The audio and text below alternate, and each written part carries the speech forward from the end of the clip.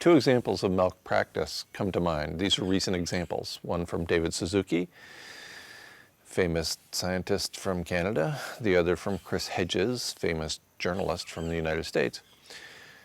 Chris Hedges has been plagiarizing my work for a few years, never mentioning my name, coming to grips with my message, and having 4 children along the way.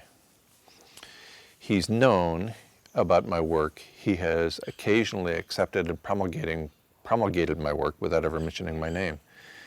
And yet the malpractice is that he doesn't try to tell people what's actually going on anything resembling a frequent basis. Suzuki has slandered me for several years, usually without mentioning my name, but occasionally he'll mention my name, and slandering me is pretty obvious to any informed viewer who he's talking about.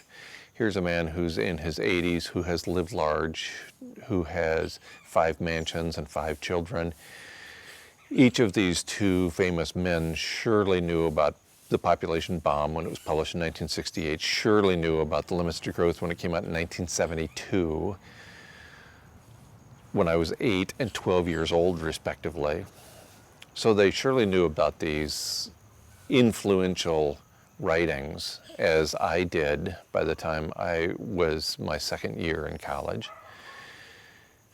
And yet they continued, until very recently, they continue to go partway with the message, to continue with their very comfortable lifestyles, to not try to upset the brand that they represent, not upset their own audience. But recently, David Suzuki is crying on camera because his grandchildren won't be able to complete their full lives.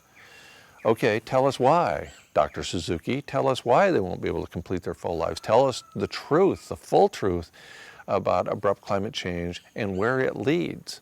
And then while you're at it, you and Hedges both tell us where that message came from. I'm trying very hard here to not come across as being egotistical. It's not about me, it's about the message. Tell the message, even if you don't tell us where it came from, even if you continue to cover up, especially Hedges, where this information comes from, at least tell us the full truth. Come to grips with the fact that you're going to die and your children are too, and it's going to happen when they're much younger than expected, and in Suzuki's case, your grandchildren as well. Nobody who is under the age of 70 or 80 is going to live full lives at this point. Deal with it. Tell the full truth. Tell us why that is. At the age of extinction, only love remains, and that involves honesty.